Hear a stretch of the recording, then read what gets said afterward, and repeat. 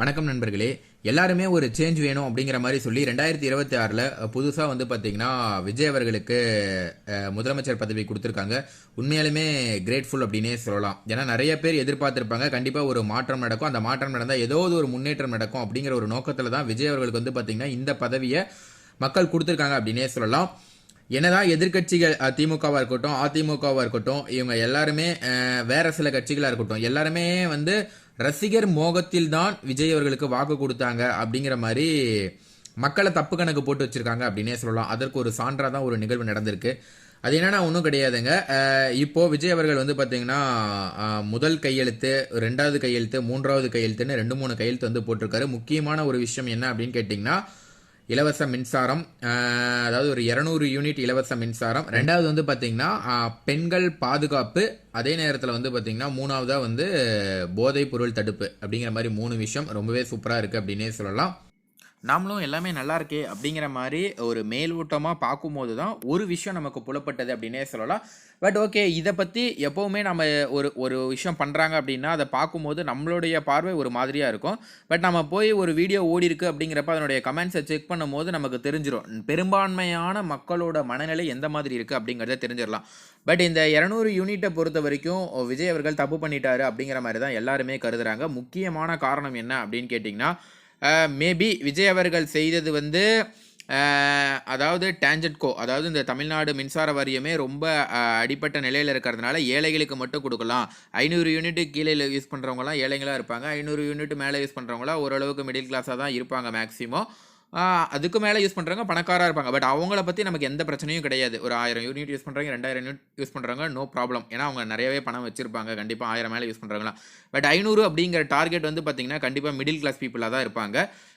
But இதில் விஜய் அவர்கள் தப்பு பண்ணிட்டாரோ அப்படிங்கிற மாதிரி தான் எல்லாரும் எங்களுடைய சிந்தனையும் இருந்தது. பட் விஜய் அதாவது கமெண்டில் பார்க்கும்போது நிறைய பேரோட சிந்தனையும் அப்படி தான் இருந்தது. ஸோ இதுக்கு முன்னாடி திட்டம் வந்து எல்லாருக்குமே 100 யூனிட் ஃப்ரீயாக இருந்தது. இப்போ 200 யூனிட் வந்து ஃப்ரீ பண்ணி அதை 500 யூனிட்குள்ளே யூஸ் பண்ணுறவங்களுக்காக மட்டும்தான் கொடுத்துருக்காங்க. பட் இதுக்கு வந்து விஜய் தரப்பினர் ஒரு சிலர் வந்து விஜய்க்கும் ஆதரவு சொல்கிறாங்க. அவங்க என்ன சொல்கிறாங்க அப்படின்னா ஏழைகளுக்கு மட்டும்தான் இந்த திட்டம் கரெக்டாக இருக்கும், ஏழைகளுக்காக தான் விஜய் அவர்கள் பண்ணியிருக்காரு. ஏன்னா ஆல்ரெடி வந்து டேஞ்சட்கோ வந்து பார்த்திங்கன்னா ரொம்ப லாஸில் இருக்குது. இப்படிப்பட்ட ஒரு சூழ்நிலையில் எல்லாருக்கும் நம்ம கொடுக்க முடியாது. ஸோ விஜய் அவர்கள் பண்ணது சரிதான் அப்படிங்கிற மாதிரி ஒரு சிலர் வாதாடிட்டு வராங்க. இன்னும் ஒரு சிலர் என்ன சொல்கிறாங்கன்னா இன்றைக்கி யூஸ்வலாக எல்லார் வீட்லேயுமே, அதாவது மிடில் கிளாஸ் அப்படிங்கிற எல்லார் வீட்லேயுமே வந்து பார்த்திங்கன்னா ஏசி இருக்குது. ஒரு இஎம்ஐயில் வாங்கி போட்டு ஏசி யூஸ் பண்ணுறாங்க. அவங்க எல்லாருமே 501 யூனிட்டு 600 யூனிட் இந்த மாதிரி யூஸ் பண்ணிகிட்டு இருக்காங்க. ஆல்ரெடி அவங்களுக்கு 100 யூனிட்டாவது இலவசமாக இருந்தது. இப்போ அந்த 100 யூனிட்டும் இல்லாமல் 200 யூனிட்டும் இல்லாமல் ஒரு மிகப்பெரிய மோசமான திட்டமாக இது மிடில் கிளாஸை பாதிப்படைய வச்சுருக்கு அப்படிங்கிற மாதிரி எல்லாருமே கருதுகிறாங்க. ஸோ இவங்க, அதாவது திமுகவாக இருக்கட்டும், அதிமுகவாக இருக்கட்டும், இவங்க தங்களுடைய கருத்துக்களை பதிவிடும் போது எல்லாருக்கும் சொல்லிட்டு இவங்க வந்து 500 யூனிட்குள்ளே அப்படிங்கிற மாதிரி தகுதி வாய்ந்தவங்களை ஃபிக்ஸ் பண்ணியிருக்காங்க. அப்படியே இதுக்கு முன்னாடி தகுதி வாய்ந்தவர்கள்னு ஃபிக்ஸ் பண்ணால் 500 யூனிட் எதை பேஸ் பண்ணி தகுதி வாய்ந்தவங்கள்னு ஃபிக்ஸ் பண்ணுறாங்க. ஏன்னா அவங்க அறிவிக்கும் போதே, விஜய் அவர்கள் அறிவிக்கும் போதே இந்த திட்டத்தெல்லாம் அறிவிக்கும் போது தெரியாதா இந்த மாதிரி இப்போ 10 லட்சம் கோடி கடன் இருக்குன்னு தெரியாதா? இப்போ வந்து கடன் இருக்குது அப்படின்னு விஜய் அவர்கள் சொல்கிறது எந்த விதத்தில் நியாயம்? இது எல்லாமே தேர்தல் அறிக்கைக்கு முன்னாடியே இவங்க சொல்லியிருக்கணும். தேர்தல் நடக்காததுக்கு முன்னாடியே இந்த மாதிரி வந்து பார்த்திங்கன்னா கடன் இருக்குது, அதனால் இதெல்லாம் நான் பண்ணக்கூடிய வாய்ப்பு இருக்குது அப்படிங்கிற மாதிரிலாம் இவங்க சொல்லியிருக்கணும். இதுவும் ஒரு ஏமாத்து வேலை தான் அப்படிங்கிற மாதிரி வந்து பார்த்திங்கன்னா திமுகவாக இருக்கட்டும், அதிமுகவை சேர்ந்தவங்களாக இருக்கட்டும், அவங்க தங்களுடைய கருத்துக்களை பதிவிட்டுட்டு வராங்க. பட் இந்த மின்சார டாப்பிக்கை டச் பண்ணும் போது நமக்கு தெரியக்கூடிய ஒரு முக்கியமான ஒரு விஷயம் என்ன அப்படின்னு கேட்டிங்கன்னா 2006லேருந்து 2011 அந்த கவர்மெண்ட் திமுக ஆட்சியில் வந்து பார்த்திங்கன்னா மின்சாரம் கிட்டத்தட்ட 10 மணி நேரம் 15 மணி நேரம் கட் பண்ணுவாங்க. ஸோ அந்த ஒரே காரணத்தாலேயே கண்டிப்பாக வந்து அந்த கவர்மெண்ட் வந்து அடுத்த டைம் கவுந்ததுக்கு முக்கியமான காரணமாக இருக்கும். ஸோ அதே போல் தளபதி விஜய் அவர்கள் இன்றைக்கி புதுசாக பண்ணணும் அப்படிங்கிற நோக்கத்தில் வந்திருக்காரு. பட் அவருக்கு கண்டிப்பாக தெரிஞ்சிருக்கவும் வாய்ப்பு இல்லை. ஏன்னா அவர் ஆரம்பத்தில் இருந்தே அவர்லாம் பணக்கார லிஸ்ட்டில் இருக்கிறதுனால ஒரு கரண்ட் பில் எவ்வளோ வரும், என்ன ரேட்டில் இருக்கும் அப்படிங்கிறதுலாம் அவருக்கு ரொம்ப யதார்த்தமாக தான் இருக்கும். அதே போல் அவருடைய நோக்கம் எப்படி இருக்குன்னா, ஓகே ஏழை மக்கள் வந்து கண்டிப்பாக கம்மியாக தான் யூஸ் பண்ணுவாங்க. ஸோ இப்போ 500 யூனிட்குள்ளே யூஸ் பண்ணுறாங்க அப்படின்னா அவங்களுக்கு ஒரு பேர்டன் வந்து கம்மியாகட்டும் அப்படிங்கிற மாதிரி நோட் பண்ணி அவர் வந்து கொடுத்துருக்கலாம். பட் இங்கே தமிழ்நாடை பொறுத்த வரைக்கும் ஏழைகள் பணக்காரர்கள் அவங்க 2 பேர்த்த கம்பேர் பண்ணும்போது மிடில் கிளாஸ் பீப்புள் ரொம்ப அதிகமாக இருக்காங்க அப்படிங்கிறது தான் ஒரு விஷயமாக பார்க்கப்பட்டு வருது. காரணம் என்ன அப்படின்னு கேட்டிங்கன்னா ஒன்றும் கிடையாது. இதுக்கு முன்னாடி இருந்த ஏழையாக இருந்தவங்க கூட, எதுவுமே இல்லாத இருந்தவங்க கூட இன்றைக்கி வந்து ஓரளவுக்கு வெல் செட்டிலாக, ஓரளவுக்கு டீசெண்டாக எல்லாமே வளர்ந்து தான் வந்துட்டு இருக்காங்க. எல்லாமே மிடில் கிளாஸ் பீப்புளாக தான் மாறிட்டு இருக்காங்க. பட் அந்த மிடில் கிளாஸ் பீப்புள் மாறுறதையே இது வந்து தடுக்கிறது மாதிரி ஒரு திட்டமாக தான் பார்க்கப்பட்டு வருது. காரணம் என்னன்னா, ஒவ்வொருத்தருமே இப்போ ஒரு சின்ன எக்ஸாம்பிள் சொல்லலாம். ஆனால் இது எந்த அளவுக்கு கரெக்டாக வரும் அப்படின்னு தெரியல. நல்லா யோசிச்சு பாருங்க. நீங்க ஒரு நார்மலான ஒரு குடும்பத்தில இருக்கீங்க. நீங்க இன்னைக்கு பென்ஸ் கார் பார்க்குறீங்க. ரொம்ப ஆசையா இருக்கு. சும்மா ஒரு பேச்சுக்கு தான் சொல்றேன். எடுத்தோனே அப்படி போக வேண்டாம். சொல்றேன். ஒரு கார் இருக்கு. ஆனா அந்த கார நீங்க வாங்குவீங்களா? வாங்க மாட்டீங்க. ஏன்னா நம்ம பட்ஜெட்டே இங்க இருக்கு. நாம எங்க போய்ட்டு அந்த கார் வாங்க போறோம். அதுக்கு எவ்வளோ வரி போடுறாங்க? 100% வரி, 200% வரி, 150% வரியிலலாம் கார் இருக்கு. இவ்வளோ போடுறாங்க. ஏன்டா நம்ம வாங்கணும்? அப்படிங்கிற மாரி தான் உங்களுடைய தாட் இருக்கும். மேபி நீங்க ஒரு மிடில் கிளாஸ் ஃபேமிலியா இருந்தீங்கன்னா, அப்போ உங்களால பென்ஸ் காரே வாங்க முடியாது. கரெக்ட்டுங்களா? இதுதானே நியாயமான ஒரு விஷயம். இதே போல தான் ஒரு ஏழையா இருக்கவங்க, அவங்க வந்து அடுத்த விஷயத்துக்கு ஆசைப்படுறாங்க. ஒரு ஏழை வீட்ல ஒரு ஏசி வாங்கணும்னு ஆசைப்படுறாங்க அப்படிங்கிறப்ப, அவங்களால வந்து பார்த்தீங்கன்னா, அந்த விஷயத்த அனுபவிக்கவே முடியாது.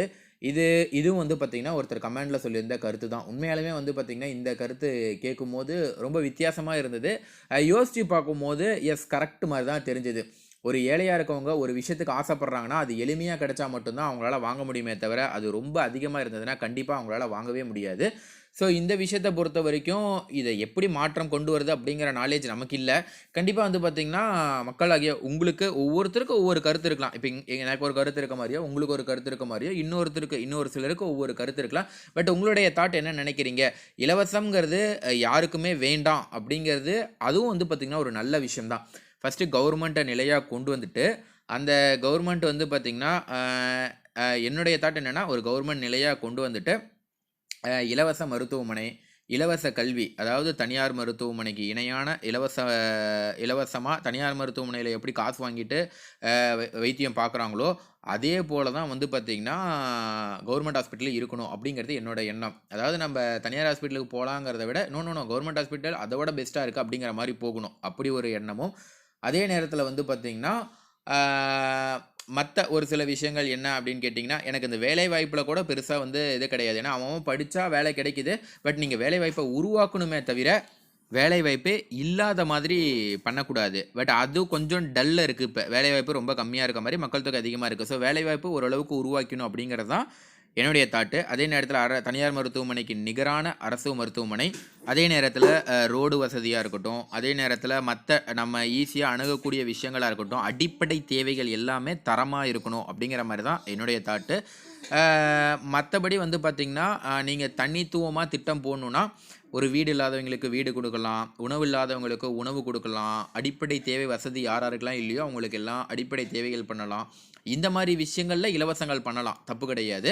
பட் பொதுவா எல்லாருக்குமே இருக்கக்கூடிய விஷயங்கள் வந்து அரசு மருத்துவமனை இலவசமாக இருக்கணும். நல்லா தரமா இருக்கணும். இப்ப எப்படி ஒரு காவேரி ஹாஸ்பிட்டல் போனா ஒரு ஆ ஒரு ஆம்பியன்ஸ் இருக்கு. எப்படி வந்து மக்கள் மருத்துவம் பார்க்குறாங்களோ, அதுபோல இருக்கணும். பட் அந்த மாரிலாம் வாய்ப்பே கிடையல. எந்த எந்த அதாவது அரசாங்க மருத்துவமனையில அந்த மாரிலாம் வாய்ப்பு கிடையாது. அதே மாதிரி வந்து பார்த்தீங்கன்னா, வேற ஒரு விஷயம் பொது போக்குவரத்தா இருக்கட்டும், ஒரு சட்டம் ஒழுங்கு பிரச்சனையா இருக்கட்டும், பெண்களுக்கு பாதுகாப்பா இருக்கட்டும், இந்த மாரி விஷயங்கள்லாம் பொதுவா எல்லாருக்குமே குடுக்கணும். நீங்க சொல்ற அந்த இலவசங்கள் வந்து பார்த்தீங்கன்னா, வீடு இல்லாதவங்களுக்கு வீடாகவும், உணவில்லாதவங்களுக்கு உணவாகவும், இருப்பிடம் அதாவது அடிப்படை தேவைகள் எது எது யார் யாருக்கு இல்லையோ அவங்களுக்கு அடிப்படை தேவைகள் குடுக்கலாம். மத்தபடி வந்து பார்த்தீங்கன்னா, இந்த ரூ. 1000 இருக்கட்டும், 2500 இப்ப குடுக்குறேன்னு சொன்ன விஷயமா இருக்கட்டும், இதுலலாம் பெருசா உடன்பாடுகள் இல்ல. இதுலயுமே ஏன்னா வந்து தகுதி வாய்ந்தவர், தகுதி இல்லாதவர் அப்படிங்கிற மாரி சொல்ற விஷயங்கள்லயே நம்பிக்கை இல்ல. குடுத்தா எல்லாருக்கும் குடுத்துறணும். இல்லன்னா குடுக்காமயே விட்டுறணும். ஏன்னா தகுதி வாய்ந்தவர், தகுதி இல்லாதவர்ன்னு சொல்லி, அந்த தகுதி வாய்ந்தவர் லிஸ்ட்ல யாரெல்லாம் திறமையா தகுதி வாய்ந்து வாங்கிக்கிறாங்களோ, அவங்க மட்டும் தான் வாங்கிக்கிறாங்க. அப்பவுமே தகுதி வாய்ந்தவருக்கு கிடைக்காம தான் போயிட்டுருக்கு. நான் சொன்ன திறமை என்னன்னா, யார் யாருக்கெல்லாம் பவர் இருக்குதோ, அவங்கலாம் ஏதோ ஒண்ணு பண்ணி கோல்மால் பண்ணி வாங்கிடுறாங்க. பவர் இல்லாதவங்க, ஏழையா இருக்கவங்க ஏழையா தான் இருக்காங்க. ஸோ அந்த மாரி சிச்சுவேஷனையும் போக்கணும் அப்படிங்கிறது தான் தனிப்பட்ட எண்ணம். ஸோ இனி வரும் காலங்கள்ல விஜய் அவர்கள் எப்படி இந்த மாரி மாற்றங்களை எதிர்பார்த்து தான் சாதாரண மக்கள் வந்து ஓட்டு போட்டிருப்பாங்க. பட் முதல் கையெழுத்தே வந்து பார்த்தீங்கன்னா, மிடில் கிளாஸ் மக்களுக்கு பேரிடியா வந்திருக்கு அப்படின்னே சொல்லலாம். ஸோ நீங்க என்ன நினைக்கிறீங்க? உங்களோட தனிப்பட்ட கருத்து என்ன அப்படிங்கிறத கீழ கமெண்ட்ல பதிவு பண்ணலாம். நன்றி, வணக்கம்.